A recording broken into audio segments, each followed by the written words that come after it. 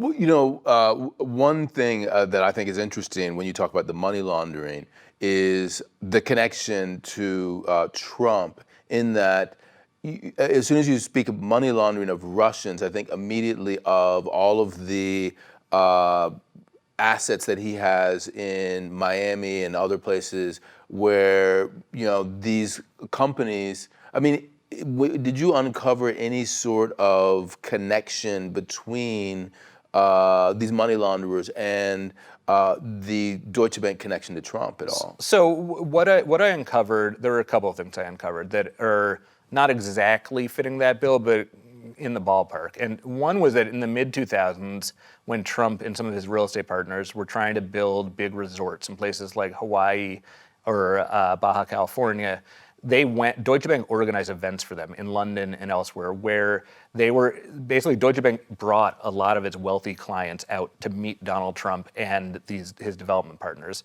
And some of those clients, who ended up buying big blocks of condos in these planned or actual developments, were wealthy Russians, including some with connections to the Kremlin or to Putin himself. And so, look, I have no evidence or even real reason to believe that was money laundering, but it was certainly Trump doing business with anonymous shell companies that were ultimately owned by people that had very close ties to the Kremlin and who had made a lot of money in a period when a lot of wealth was going to a very few people in Russia. So that's thing one. Thing two is that around 2015, 2016, 2017, so this is before, during, and after the presidential campaign, the anti-money laundering specialists in Deutsche Bank's compliance offices found a number of what they regarded as suspicious transactions in the Trump accounts and also the accounts of Jared Kushner and his companies. And some of these involved money that was being moved from those accounts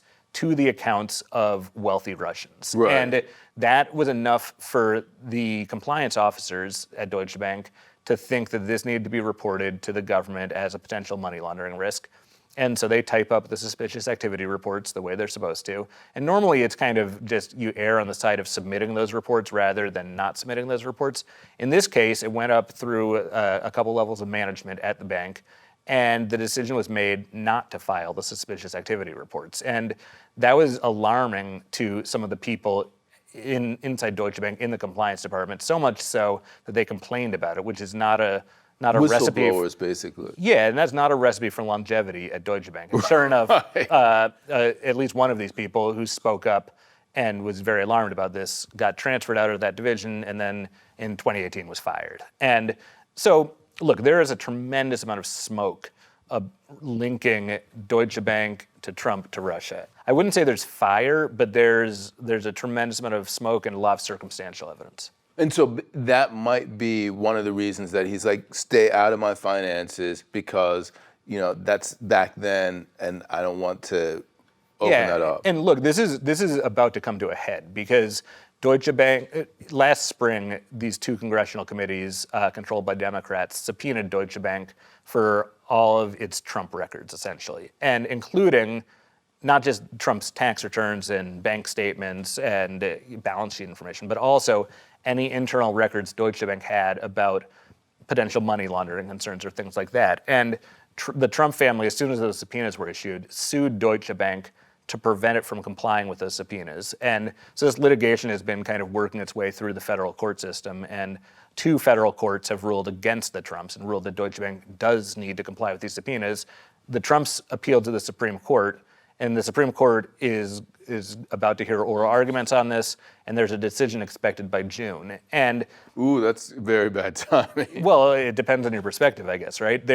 It means that if the court upholds these lower court rulings, which there's no guarantee will happen, but if it does, Deutsche Bank presumably is going to be handing over troves of detailed financial information to Trump's bitter enemies in Congress. Right. And that is, look, we don't know what's in those files exactly. We don't know if it's we just have no idea what's in there. Right. What we do know, and the whole world can see very clearly, is the vigor with which Trump is fighting to prevent these records from being disclosed. And that suggests that there's stuff in there that he is very worried about seeing the light of day. Now, that could mean anything, right? That could mean that maybe he's just not nearly as wealthy as he's kind Right. of purported to be. That's kind of on the benign end of things. On the other end of things, maybe there's stuff in there that shows some unsavory business partners overseas, or shows him not paying taxes, or who knows. I don't want to speculate, but there's no question about how Trump has been fighting tooth and nail to keep this stuff out of the public domain. And to me, at least, that suggests he has something that he is worried about getting at. Right.